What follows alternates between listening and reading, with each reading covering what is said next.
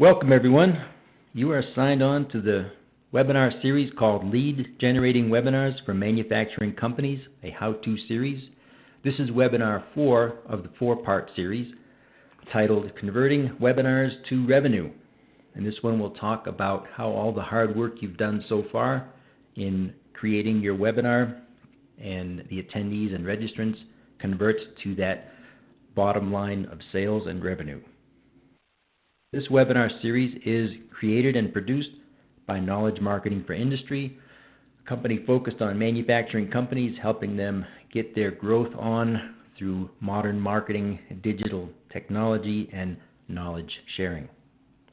If you listen to all 4 of these webinars, then you will be fully prepared to create and produce and broadcast and measure your own educational webinar series. These types of webinars have been proven to get hundreds, sometimes even thousands of registrants and attendees from your target audience. This stuff works, and if you listen to all 4 of these, you'll be ready to go yourself. Speaking today, my name is Bruce McDuffie.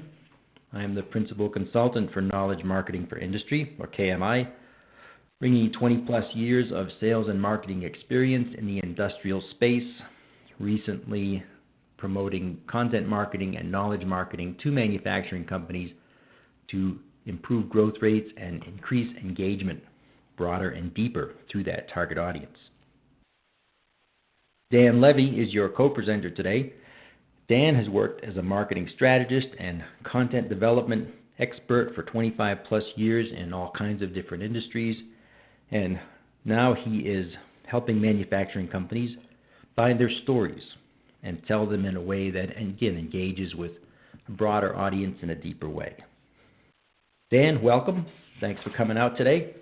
And would you like to go through the housekeeping items with us, please? I absolutely would. Thank you, Bruce, and greetings to everyone out there. It's great to talk to you today. I really appreciate the opportunity. You've all been to webinars, you've seen them, you've hopefully been to the first 3 in this series, and this slide inevitably comes up every time. And in fact, most of the time we call it housekeeping. And it's just those little sort of rules of the road before we get started. Things like just answering the question ahead of time, will we get a copy of the recorded webinar? And in this case, the answer is absolutely yes. Can you ask questions? Please do. There's a chat window in the lower left-hand corner, and we'd love to hear some questions from you. They'll just help us know how we're doing, how things are going, and really can enrich the experience. So please feel free to send those early and often, as they say. I think they used to say in the Chicago area, but I think we were talking about voting at that point.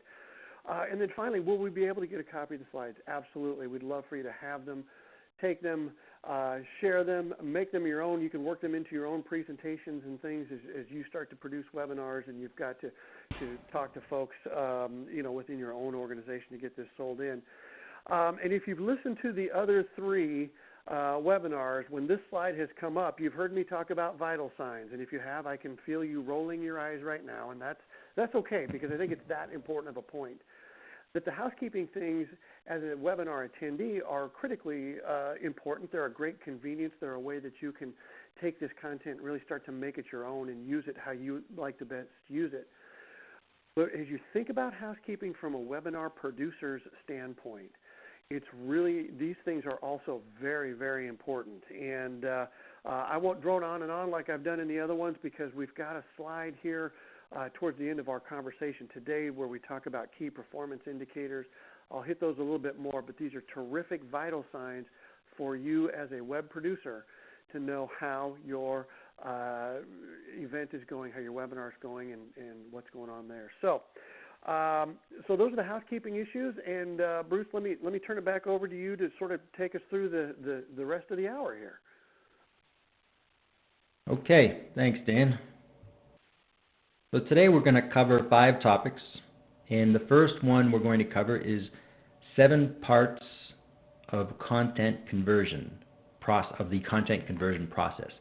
Every piece of content you create, especially webinars, has to go through each of these steps for conversion, and you have to think about each of these steps as we go through them. Second, we're going to talk about setting up the infrastructure so you can have strong return on investment metrics and key performance indicators so you can promote all the hard work and success you've had with your webinars. Number three, we're going to talk about how you continue to keep your registrants and attendees engaged after the webinars so that they get top of mind awareness and you get credibility so that when the day comes around and they're ready to buy, you get the sale. Number four, we'll talk about how the handover goes from handing over quality leads to the sales team and a little bit of logistics behind that. And finally, we'll talk about ROI reporting options, key performance indicators. We'll talk about marketing performance indicators and revenue metrics. And by the end of this webinar, and really by the series, you'll be prepared to promote the work you've done, showing your stakeholders and your executives the results. And you use these results for internal marketing, perhaps to get more budget or to get continued budget support. You use these results to show purpose and strategy for a content marketing initiative. And really, these topics can apply to any type of content as well as webinars. Just as a quick review, in the 4-part series, the first webinar we covered was the foundation and talked about collaboration with your stakeholders, one of them being the sales team, and we'll talk more about that part of collaboration later on. Second 2 webinars, we went through the 8 steps of the 8-step process that we developed here at KMI. Again, it's available for download on this web URL you see on the screen, webinars.knowledge.marketing. And if you can go back and look at those and listen to the recordings and look at the slides and engage with KMI if you like to talk more about it.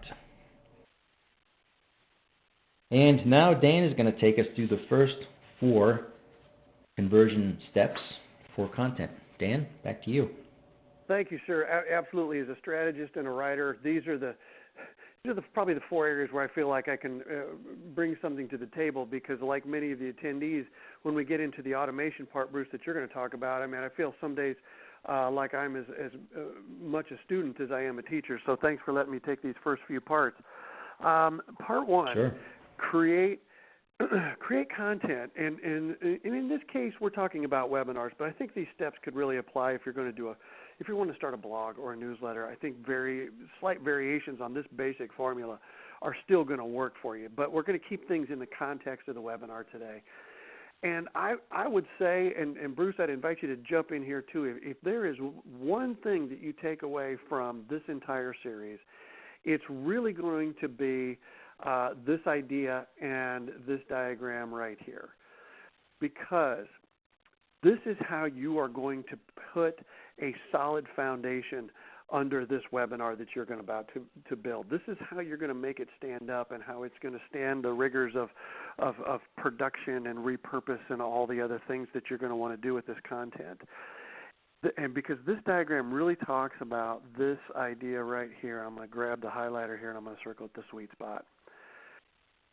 The sweet spot, as you can see in this diagram, and if this idea is still new to you or you haven't gone back and listened to the first couple of webinars that we've done, we go into a lot of detail here, and I'm not going to do it today. But the main point here is that you don't want to do a webinar just about you or your product. You end up sort of looking and feeling like that guy at the cocktail party who all he does is talks about himself, and it becomes very boring really quickly. So what you want to do is you want to find that area where your customers or your prospects, your target audience has some pain or some passion that you can tap into. And then you almost want to do the same thing with your company. What is your expertise and how you can start to look at alleviating some of the pain or fueling some of the passion. And where those two things overlap, that's the sweet spot right in there, and that's where you want your topic to be. So as you're starting to put that webinar together, really think about, does this topic really fall in this overlap here? Because not only is that great then for the webinar, but to this third point right here, you're going to want to repurpose this content. You're going to want to take it and put it out in a number of different areas, which we'll talk about here in a minute. So it's so important to make sure that we hit that sweet spot and we get it right, because then the ability to get it right at this point then just becomes amplified as you distribute the content and as you put on the webinars and put all the work into that. If you're still unclear about the sweet spot and how to find it, again, as I suggested a moment ago, go back to those first 2 webinars. One of the things you'll find that we talk about in there is creating a content mission statement. That not only helps you get focused, and I won't go into the details of it here, but that's not only going to help you get focused, but that's going to help your team get focused. And if you've got to sell up the idea of a webinar into the marketing department, into the sales department, maybe even up into the leadership to get the resources that you need to put on a good webinar, that content mission statement is going to be just a great tool to get everybody on board, everybody focused, everybody moving in the right direction, and it helps to ensure that you're operating within that sweet spot. So, Bruce, I'd invited you to come in and participate, and then I just rambled on. So before I move on, anything else that you'd like to add? Yeah. Clearly, this is a topic of passion for both of us. Yeah, and this definitely applies for your webinar topic or your webinar theme, but it applies to every piece of content. Every piece of content, you have to ask the what's in it for me question, me being the audience. What's in it for the audience? And that sweet spot has to answer that question clearly. And it's not about the product, not about the company, it's about what the audience cares about. So absolutely applies to webinars, any content you create. Thanks, Dan. Perfect. No, great stuff. Okay, so that's part 1, and again, this is the foundation. If this phase goes well, the rest of it's going to start really falling into place very nicely. So part 2, content distribution. So again, we're talking about in the context of a webinar today, which would be the live broadcast, but then there are also the follow-ups, the recorded webinars that you want to promote. Perhaps you want to put your slides out on SlideShare like we're going to do. You may want to pull some of the content out and make social posts out of it, maybe make blog posts out of it. I believe I heard in a webinar from ReadyTalk, the company that we use to host this webinar today. They actually take all of their webinars, have them transcribed, put a little editing to them, and suddenly they've got an ebook that they can turn out. So there's a lot you can do, which is really what makes getting that content creation right. So that in the distribution part, you're just amplifying that success. And also keep in mind here too, and we've talked a little bit about this, that when you certainly want to distribute the content in all of the channels and all the ways that are appropriate, but the way in which you go about choosing which content you send and which way you put it out there is also very important, because as we talked about in the last webinar, and we won't detail it today, you certainly have outbound and inbound vehicles that are sort of listed here that are going to be very important in relative to getting the content distributed and getting it into the hands of the people who can make the most the difference. And while we certainly put a lot of emphasis on content creation, distribution becomes also critically important. I happened to be in a meeting the other day and blurted out without thinking, if a blog is posted in the woods and nobody sees it, do you actually have a blog? And so, you could sort of sit in your lab all day and create all this great stuff, but unless people see it, they get a chance to experience it, engage with it, interact with it, comment on it, you really haven't created content. So distribution, again, critically important, and the second step of the 7-step process here. Part 3, call to action. This seems like such a simple thing, and it should be a simple thing, but because there are so many different channels out there for content to be distributed, it's very important that the end of your content story be a very specific, clear direction on what you want your prospect to do. And again, just even as Bruce and I were sort of brainstorming the different ways that you can create calls to action, certainly you can ask people to register for the webinar. You can ask people and remind them to be sure to attend the webinar. You could ask them to subscribe to your newsletter. You could ask them to like your website. You could ask them to share your content. You could ask them to follow. The list just goes on and on with all the different channels that you can go through. So be very, very clear about what you want your target audience to do after being exposed to the content. And it's just, again, it seems like a very simple thing, but they're not going to take the time to guess. They don't have ESP. They don't know. Different companies can treat the same content in different ways. So you've got to be very clear about, this is what we want you to do. So it's if you want to get your growth on, as Bruce put it earlier, then we've got to make sure that we can steer people in the right direction to do that. So that's part 3, the call to action. And then the last step that I'm going to take here before I turn it back to Bruce is that conversion point, that tipping point. And, in the old days of sales, it was either, you make your case and you overcome your objections and eventually get to that point where, you're going to buy or you're going to not. And certainly that's the case in your product sales as well. But with content marketing, especially with webinars, no doesn't mean no at all. Because, for example, you may send out a request to your customer base to register to attend a webinar that you're offering. And you may get an average response from people, but somebody might have been busy that day, somebody might have been sick that day, they might have missed the email, or the topic that wasn't interesting to them today may be interesting to them tomorrow. So you send out your request and you ask people come and register to attend their webinar.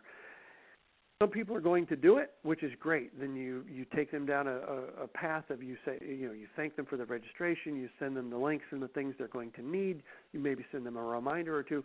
But if they don't, that's still okay. You still can send them an email after the event, or you could even send a follow-up email, invite them again. Maybe you just caught them on a bad day. Ask them again because you're offering something of value to them. So don't be afraid to ask repeatedly. And that's just, those are just the steps you could go through on to register or not to register. You've then got a handful of people who have registered and who want to be there. They've held up their hand and said, hey, I'm interested. Statistics tell us that between 30 and 40% of those people who have already expressed interest are actually going to attend. So, again, you've got another conversion point here to get them to make sure that they attend, and whether that's through reminders, whether you tease it on social media, however you do that, you want to make sure you entice those folks to attend. And again, just like registration, some will attend, and if they do, you send them a follow-up email after the event. Thanks for showing up. Hope there was value. Here's a link to the recording. But even for those folks who don't attend, again, you can ask again because you're providing value to them. If you're working in the sweet spot, that is. Sorry you couldn't make it. No, you registered and were interested. Here's the recording. So you can still get them. You can still talk to them even if they didn't attend. And then, of course, you can even drill down deeper with things like to view the recording or not to review the recording. And for those folks who go through all the steps and even have viewed the recording, then we can start to get into lead scoring, which we'll talk about here in a few minutes. But I think the important point is there are a number of different opportunities to convert. You've got to be mindful of and keep working them because there are opportunities that are out there for you. So those are parts 1 through 4. That's really the creation and the distribution part of it. And now as we start to get into automation, I want to turn it back over to Bruce and really start looking at some of the results that we can get from this. Okay, thanks, Dan. So we can picture now that the conversion process, somebody who's engaged with the content because it's, let me take the slide to the next level here. So somebody has engaged, you created your content, you've told people it's there, you've distributed it. Some people have engaged and they have decided to convert at that landing page, and with webinars that's converting to either registering, as Dan said, or attending or watching the recording. Those are all different conversion points. But at some point you have to decide, is this person who has gone through these first 4 steps a viable candidate to purchase what we're selling? If you've chosen your target audience well, chances are high that they are, but there's always some that are not. And so you have to go through a qualification process. And the qualification is, do we do something more with this person? Or do we offer something more to this person? So number 1 is, are they in the defined target audience? If they aren't, and they're never going to purchase what you're selling, you gracefully remove them from the process. You can send them through a lead scoring process, an automated process that evaluates their profile, that you know about them, their industry, maybe their title, maybe the size of their company, and so on, and also evaluates the activity that they have taken on your website or during the webinar. That's an automatic evaluation or qualification. You can have rules in place that you put together with your sales team back in step 1 of the 8-step process that says anybody who has a certain profile goes over to sales as a marketing qualified lead, or some other type of rule where you do pass them over to sales for more sales contact. And you may also decide that the qualification decision is that they're not ready for sales, and you want to just continue to contact them and give them more helpful information. And again, the final decision is maybe they don't do anything for a certain period of time during nurture or during some other type of steps, and you just remove them and say thank you for your interest and goodbye. But the objective of this step is to decide if they're ready to make a purchase. And you can make that evaluation based on actions they take, or you can make it based on certain rules that you establish. So that's the qualification process. Based on the qualification process, you're either nurturing them until they are ready to buy, or you do hand them off to sales. And the handoff to sales has to be an agreement with sales on when that should occur. And again, it could be a lead score, could be a certain step they take, could be some kind of preordained rule.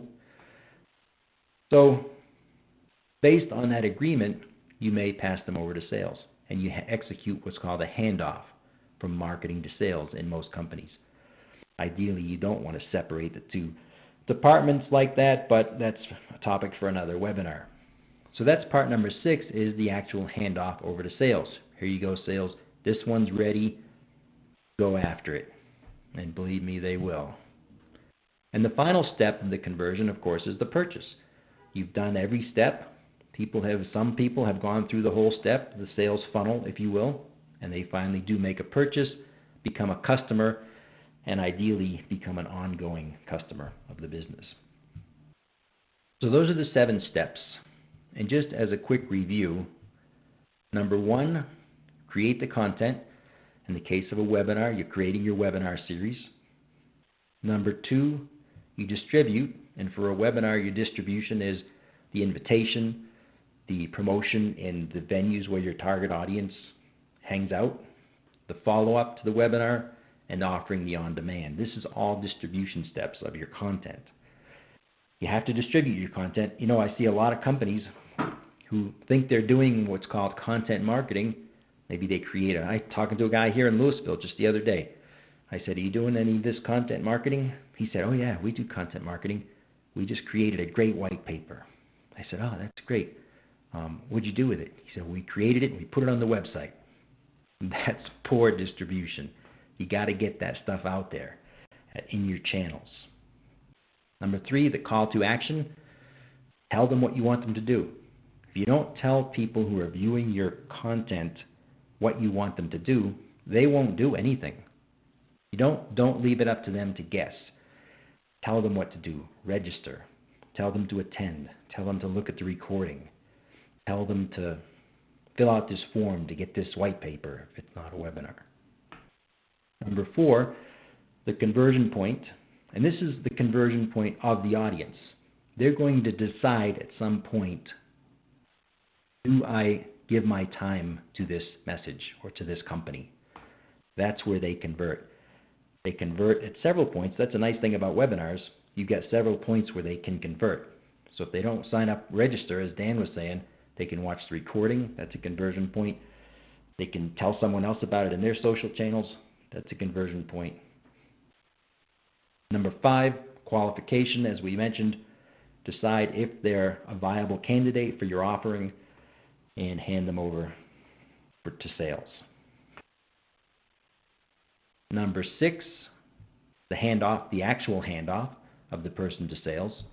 Again, depending on the rules you establish in number 5, and number 7, of course, the final purchase. Each of these steps is critical for conversion of your content. If you miss any one of these steps, you're seriously hindering your ability to convert that content or people who engage with that content into revenue. Every step has to be considered. If you're in a marketing meeting, somebody comes in and says, hey, let's make an infographic.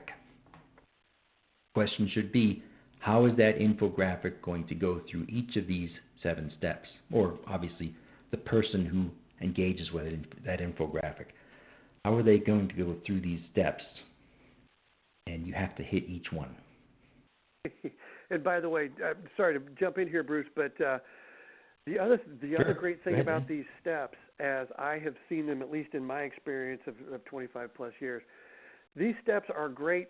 I'm searching for the exact right word here. Maybe a great way to deflect the people in your organization who love new ideas and shiny stuff. So they're going to, somebody's going to run in and go, oh, I just saw this really cool infographic, as Bruce was just pointing out. We should do one. Okay, terrific. That never happens, Dan. Yeah. And then, happens all the time. Then they run out the door because they found something else shiny to chase. So this is a great way to say, terrific, Bob, I'd love to do that. Let's walk through these steps here. What do we want to put in it, and how's that going to be useful? And then suddenly Bob's like, I think I got some emails to return. I'll see you later. And that way you haven't had to tell them no. You're still showing enthusiasm, but you're going to put some thinking behind it. So anyway, Bruce, as you were going through that, suddenly that notion popped into my mind, and it made me laugh. I had to share it. I think I've been in a few of those meetings myself. I think every marketer can relate. Thanks, Dan. Okay, well, let's talk about return on investment. It's likely that a webinar series that really works and engages with an audience is something new.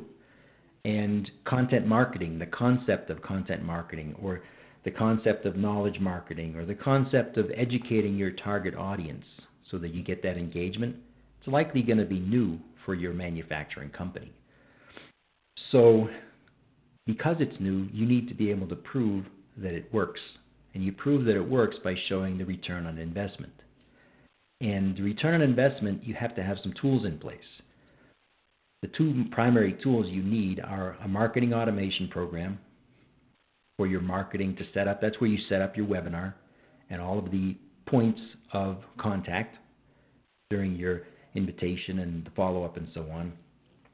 And you have to have that synchronized with your CRM, your customer relationship management program. The most common one we have nowadays is Salesforce.com. You hook those 2 up together because in the CRM, that's where the opportunities for revenue are created, and that's where they're closed. And ideally, that's where the revenue is recorded. And it's recorded against a contact or a company or an account.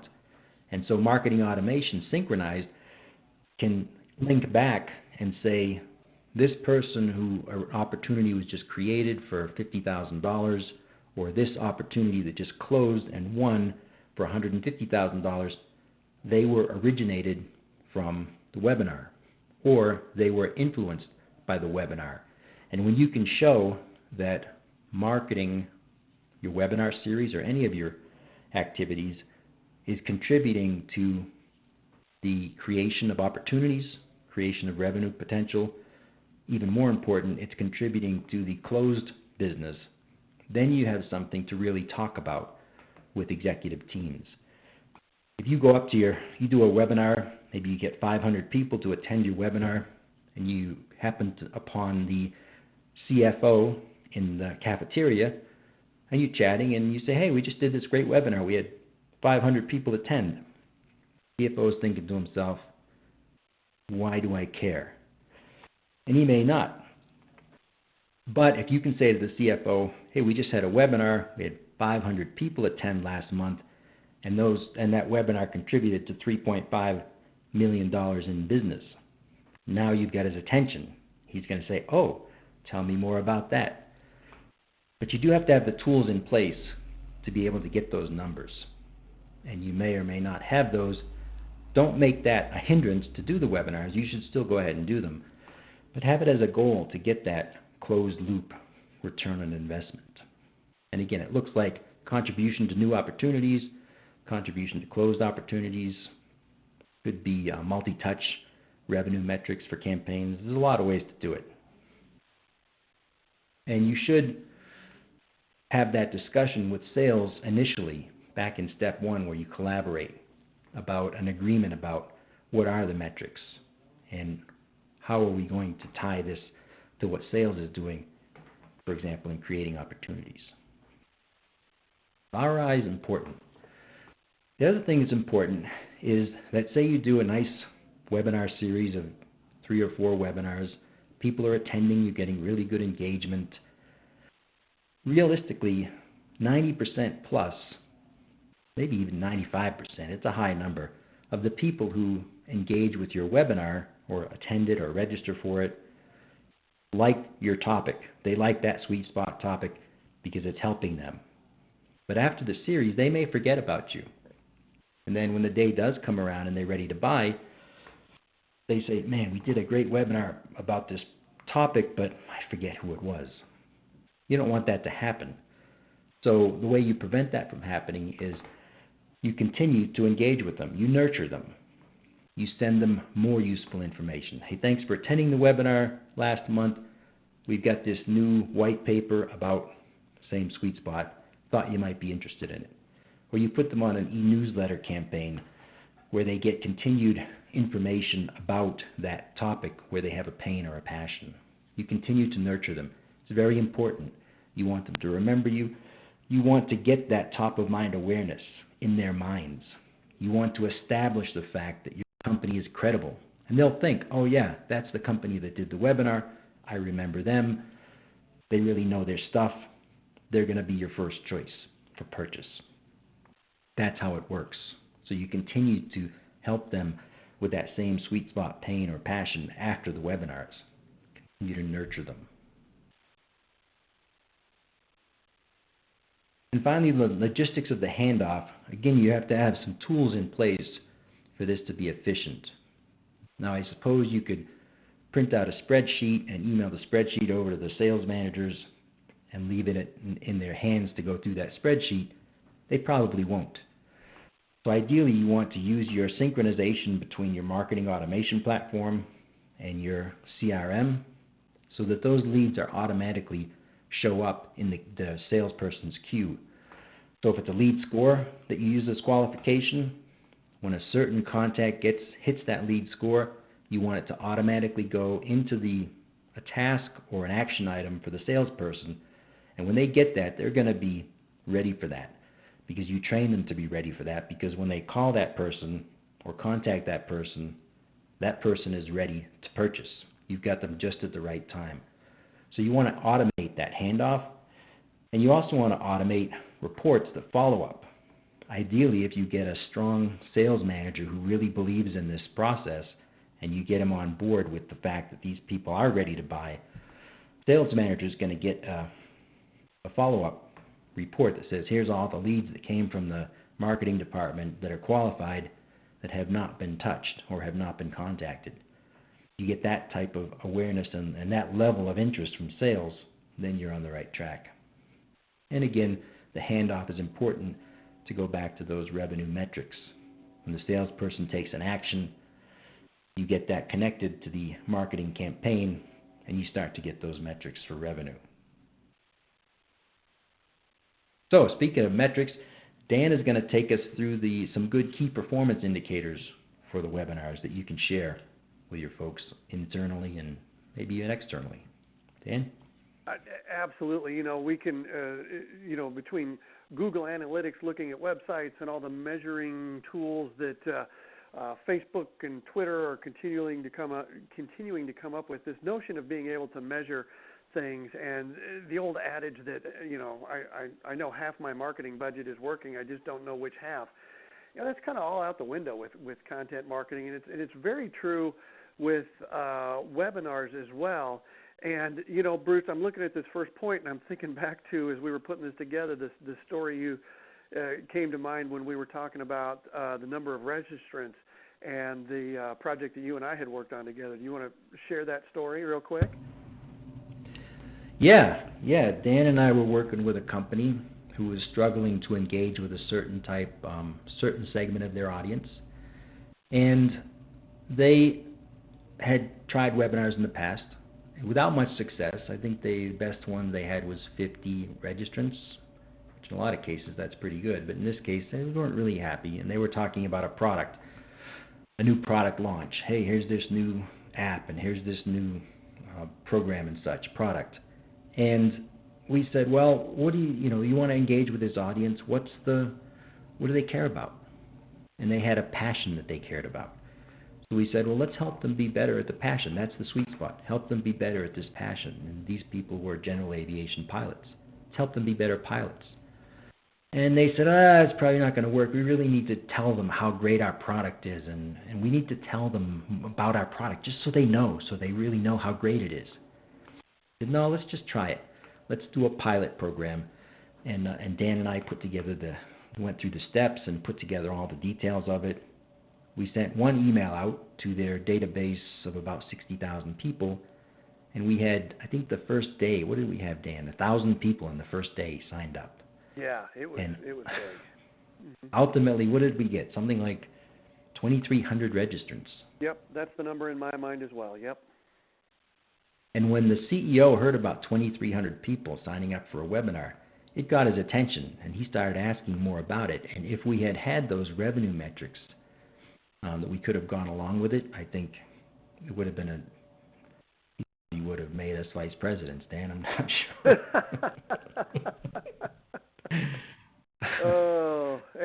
That's the one you were thinking of, I think. Yeah. It is indeed, and thank you for sharing that, because I just know that as this was coming, last presentation was coming together, I just knew that story had occurred to you. So thank you for sharing it. So, yeah.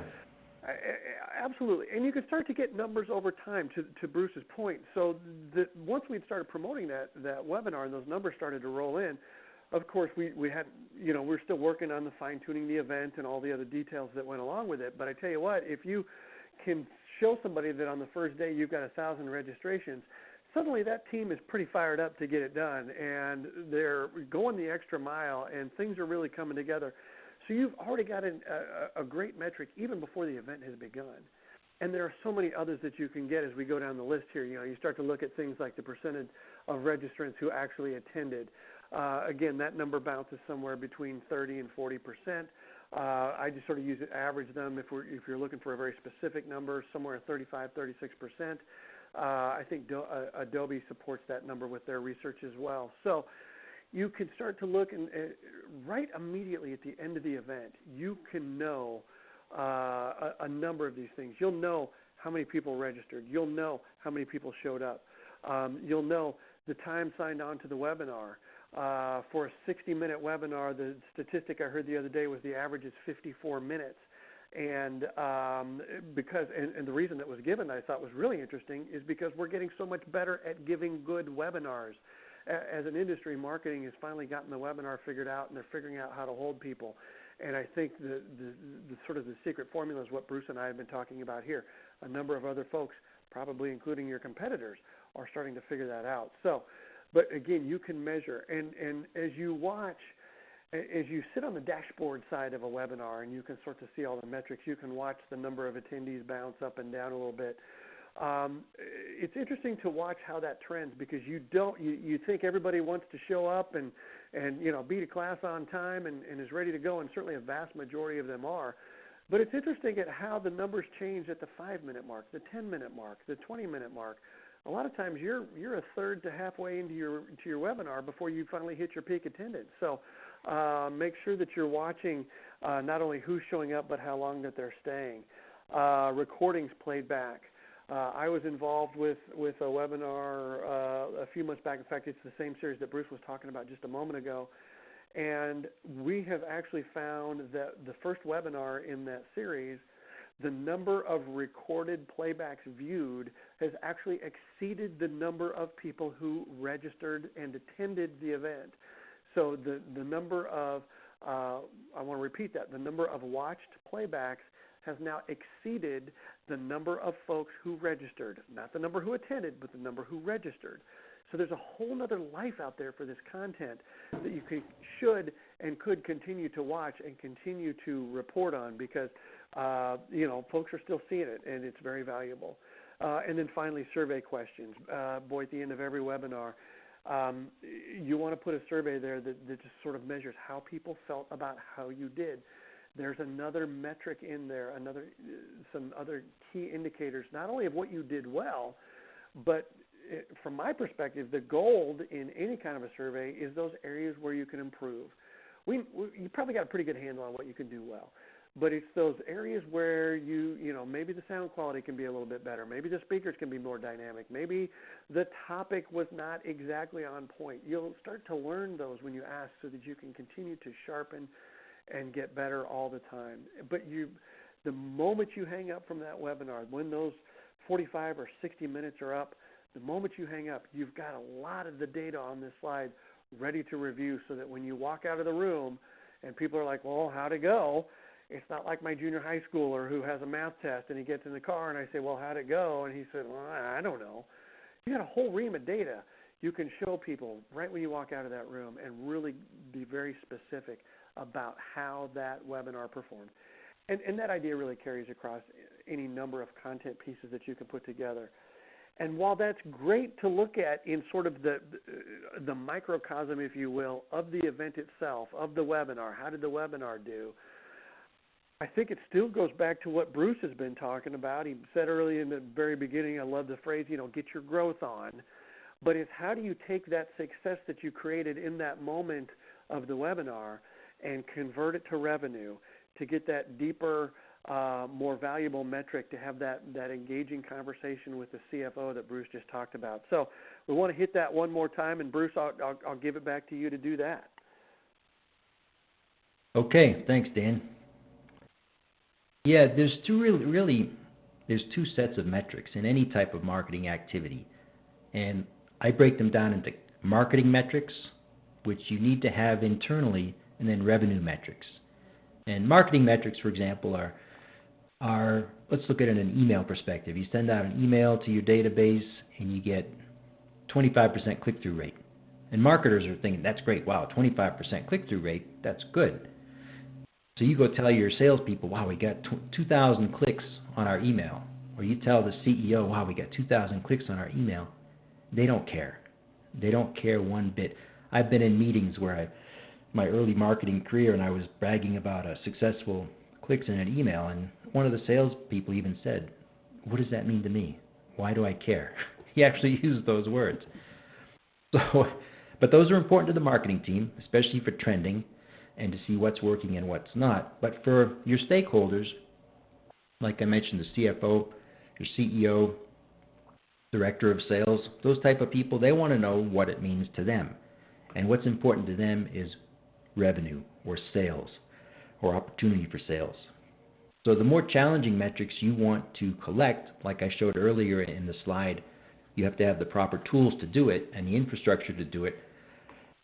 Assuming you have that, you want to show that this webinar was the lead source, for example, for X amount of dollars of new opportunities. So if you can show that the webinar attendance was a source for that contact and that ultimately they purchased something or at least had the opportunity to purchase something, that's a strong connection. That's showing marketing's contribution to revenue. In most companies, especially manufacturing, marketing is an expense item on the P&L sheet. And it's something like Dan mentioned earlier, we spend a lot of money on marketing. We don't really know which half is working, but one of the halves is working. We just don't know which, so we're just going to keep throwing more money at it. And the CFO hates that, and the CEO hates it too, not as much as the CFO.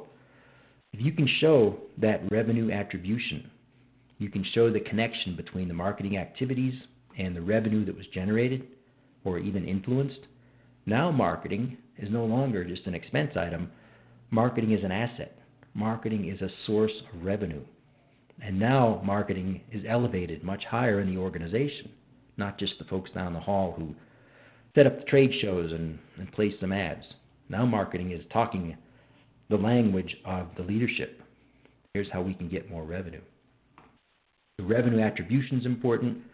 Marketing influenced revenue, and there's a number of ways to do this. too detailed to go into in this way, but there's plenty of information out there on how to do it. Lead sources, what lead source led to what closed business, new leads, actual sales calls that occurred and were influenced, and these are harder to get metrics, but boy are they powerful when you get them. So strive for that. Okay. Hey, Dan, I think we got some questions queued up. We do indeed, and I do want to congratulate us because as I look at my watch, Mickey's big hand is pointed right at the 45. So, Okay. our fourth time we finally got it right. But we do, and I want to group the questions kind of sort of around some of the bigger themes as we wrap up here because I want to there are a couple of things here that I think are really important to drive home. And I think we'll cover off on most of the input that we're seeing here in the questions. And so the first one is I want to go back to this notion of getting the agreement with the sales department.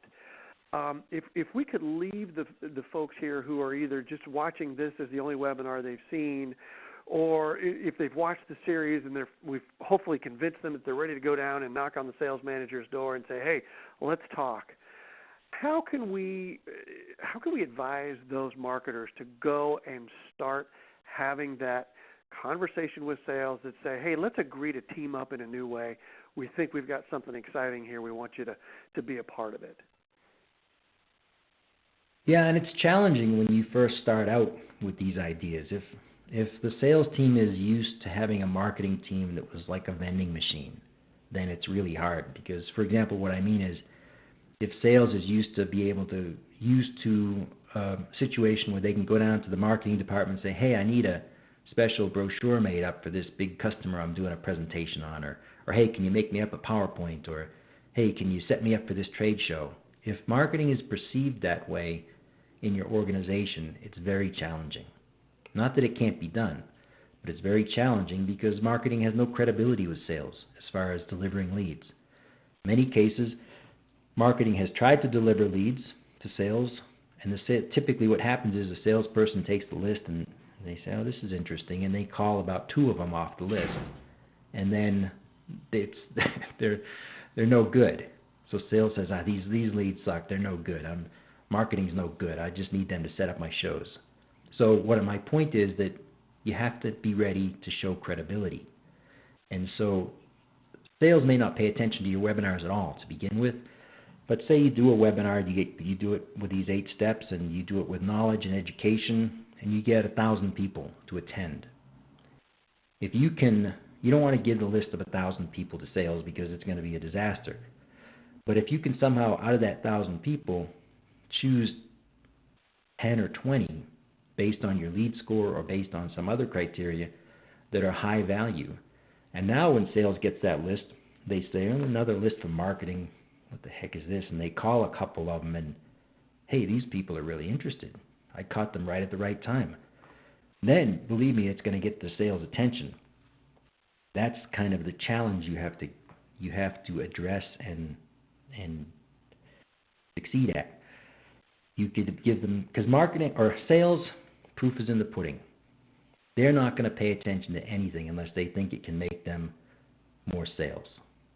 So naturally, you want to engage, and after a while, after you start delivering good leads, you're going to have the attention of the sales director, and he's going to say, hey, we got another webinar series. That's great. Let's talk about it, and let's brainstorm, and let's agree on some metrics, and here's what sales will do. That takes some time to get there, but you got to be persistent. You got to show value, and you have to be ready to put the proof in the pudding. I guess does that answer it, Dan? Mm-hmm. Yeah, no, that's fantastic. In fact, you and I are not in the same room together, but it is as if though you are looking over my shoulder on the notes that I've jotted here with the question, because the next question I have, you've kind of touched on, and it's almost kind of the other side of that same coin, where if marketing goes to sales and says either, hey, we're going to enter into this program, and if we can do the top part that you talked about, delivering qualified leads, we want agreement from you that you're going to take this seriously and that you're going to act on this so that we can really work together on it. So by saying I want to look at the other side of the coin, can you talk a little bit about about how a marketer who maybe hasn't really thought about lead scoring before, how they can start to think about that and how they can start to build some lead scoring that helps to ensure that when those leads are taken into sales, they can feel very confident that they've lived up to their end of the deal.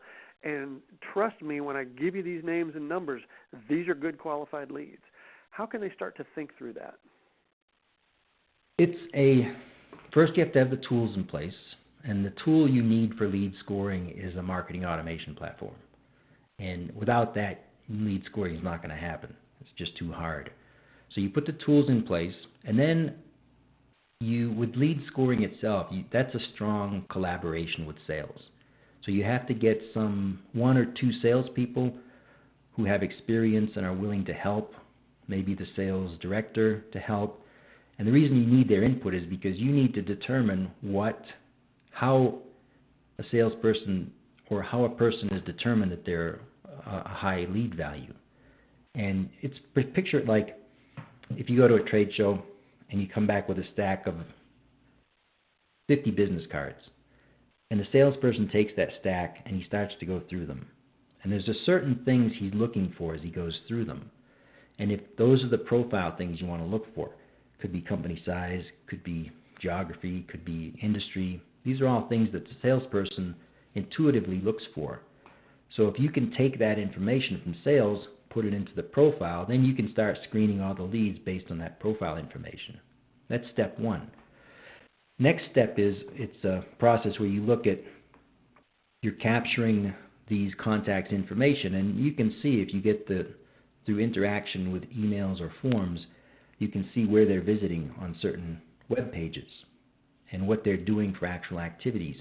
So you put the profile and the activities together, and you start to base the score on the level of the profile and the level of the interaction. And then you come up with a list of 10 people with a high lead score based on your first iteration. You give it to a salesperson who knows it's an iterative process and who's willing to help and sees the value. You say, hey, Joe, take a look at these leads. Do they look like they have value? And he may call some or he may interact with some, and he'll get back to you and say, yeah, those were pretty good, but the industry would be better if we did this. And you kind of tweak it back and forth. Mm-hmm. And when it's ready, then you launch it out there to the whole sales team. Lead scoring is tricky. Mm-hmm. Did I get off on a kind of a rant on that, or did I get the question? Well, no, but I love this notion of the idea that not only could marketing, sort of to our first question, can go sit down with sales and say, hey, we think we're onto something here. We'd love your input on. But then even on the lead scoring part, which kind of falls back into the second question, there's a real collaborative process here between marketing and sales that for many organizations will be new territory. And as long as there's some good give and take and both sides are contributing, that's fantastic. So I think it really opens up a great opportunity to not only get the growth on, but for those two organizations to find a way to really collaborate and work together. So that's terrific. I think we got time Dan, go ahead. Quick thought on that. One thing that really helps is if you have the same leader over both teams. So like if you have a vice president of sales and marketing who understands the marketing concept, a lot of times VP sales and marketing only knows the sales side. Mm-hmm. If you get a strong leader who understands how this team of, I like to call it a revenue team. The revenue team is the ones who generate the revenue, and that includes marketers and it includes salespeople. There's no longer two divisions. If you can get to that point, in my opinion, that's nirvana, because now you've got one leader, and he or she can direct a lot stronger than if you've got a VP marketing literally fighting with a VP sales to get things done. So good point. That harkens back to my notion of, the guy running in the room going, hey, something shiny, and you had said, oh, that never happens in business. So when I hear you say the VP of sales and the VP of marketing might be butting heads, it's like, what? That never happens. Right. Exactly. Oh, hey, I think we got time for one more question here, and again, okay. I'm putting myself in the attendee's shoes a little bit. So I'm thinking, Bruce and Dan, okay, I've watched all 4 of your webinars. I've followed your 8-step process. I've done everything you've said. We've had some success, and I've got one webinar worth of success under my belt. And okay, so what do I do now? I mean, is there, how can we tee up our folks to say, okay, you've gone through this whole process. How do you start to think about prequel or sequel or creating additional content? How can we use this as a launch pad to help really get the process going beyond the single webinar that we've really been focused on these last few events? Right, and I guess the premise to an education-based or knowledge-based webinar is that we're going to do a different type of marketing at this organization, whatever the organization is. And the new type of marketing is we're going to use knowledge and education to engage with the target audience. And by engaging with the target audience and using this strategy of knowledge marketing or educational marketing or content marketing, whatever your favorite is, then we're going to get more revenue, we're going to get more business, but it's a totally different way to market. Most manufacturing companies are marketing by promoting the product, promoting the company, the features and benefits. It's all they know. And some companies have known that for 80, 90, 100 years. So let's use that as the premise that the marketing team wants to shift to this new type of marketing that they know works. And believe me, it works. And so the webinar is a perfect pilot program because you can show those numbers like we talked about. There's other content marketing tactics that are good, but it's harder to show the numbers. You want to be able to show initial numbers, especially that revenue contribution if possible, because the purpose is to get the people in your organization to believe that this type of marketing works. So let's assume you do the webinar, you get the metrics. Now you're demonstrating results. Whoever's got the purse strings or the authority to say yes or no is going to say, okay, those webinars were good. I agree. Those were valuable. They're going to say what's next. And what's next is going to be using that same sweet spot topic, just a different tactic. And it could be an e-newsletter, it could be live seminars, it could be a blog that engages along with an e-newsletter, it could be more content on some type of I did one the other day for a company. It's a Humidity Academy on the website. And the Humidity Academy is a section that has all kinds of helpful information about how to make a better measurement of humidity. So that's a hub to draw people into. So you just start developing more content around that sweet spot, remembering all of the different steps for conversion, the distribution, I don't have it in front of me now, but what they were, and anyways, those 7 steps for conversion. And then you just keep doing the same thing. And pretty soon marketing is contributing to 40 or 50% of the closed sales deals. When you can get to the point where you can prove that marketing is contributing to 40 or 50% of the revenue, then marketing is going to take over the world at that point. Absolutely. Absolutely. Great stuff. All right. I'd love to keep talking about this, but I think we need to maybe just bring it home. Yeah. Well, good. We've got a couple more minutes. So as I end all these webinars, I end it with this quote that says, insanity is defined as doing the same thing over and over again and expecting different results. Manufacturing companies, a lot of you out there are marketing the way you've been marketing for 10, 20, 30, 40 years. Time to do something different if you really want to grow your business. If you want to get that growth on, do something different. Here's something you can do that's different. So to summarize, Dan, give us a quick summary here, and then we'll wrap it up. Heck yeah, and I'm gonna borrow your little checkmark tool. I like that a lot. So we hit on the 7 parts of the content conversion process: create, distribute, convert, qualify, hand off, get the purchase, evaluate at every step of the way. So yeah, those are the 7 steps. Thanks, Dan. Yeah, those are probably my abbreviated version of the 7 steps, but absolutely no. Those, and when sometimes this was one of those things where you could take that out, print it out, put it on your wall, just with those one-word descriptors to make sure that you're following along. Great reminder. Setting up the infrastructure for ROI and metrics, and that's really where Bruce was talking about, the automation and getting the CRM involved and getting that agreement with sales so that we really are driving this, everything that we're doing down to the bottom line.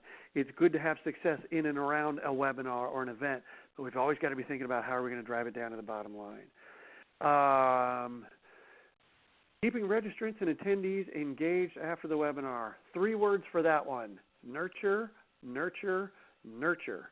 I think the statistic that Bruce gave before is that 90% of the folks probably aren't ready to buy, and there's a great graphic that illustrates that in the very first webinar we did. So if you have the chance and can go back and watch that one or get the slide deck, it's really illustrated how we got to that figure, and it's fantastic. So always keep providing information, always keep providing value, and that's going to build that credibility and that top-of-mind awareness.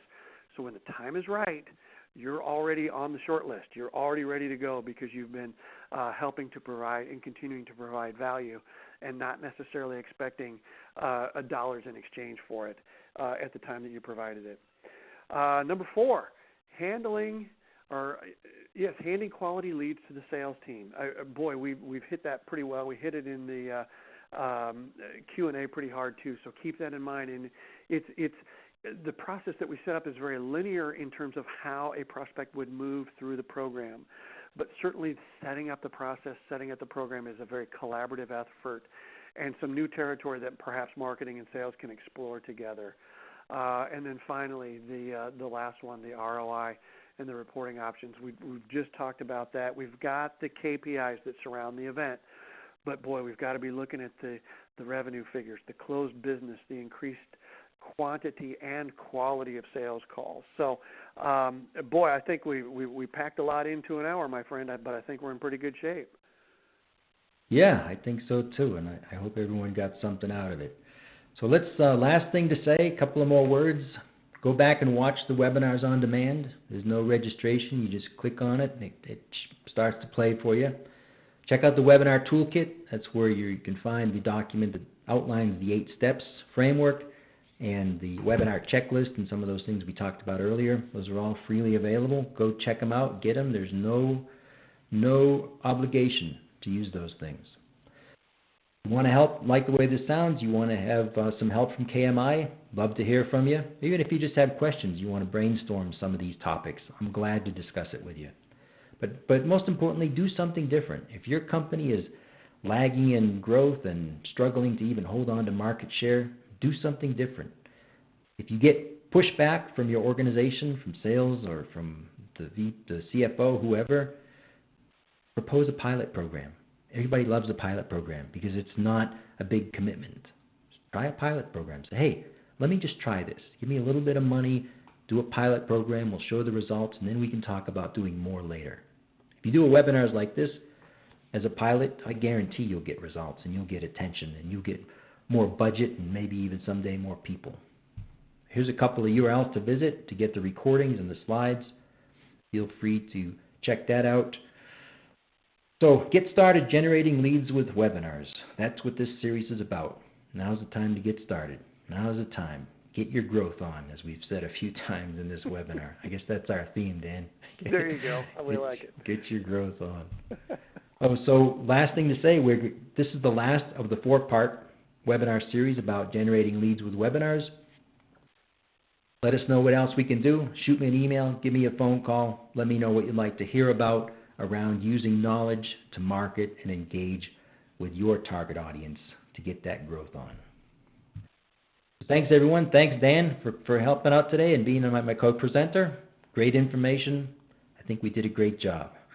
Yes, sir. I do, too. Thanks so much for letting me be a part of it, and thanks to everyone who has not only attended today, but across the last 4. It's been a wonderful opportunity to get to talk with you, and we very much appreciate your time. Okay. Thanks, everyone.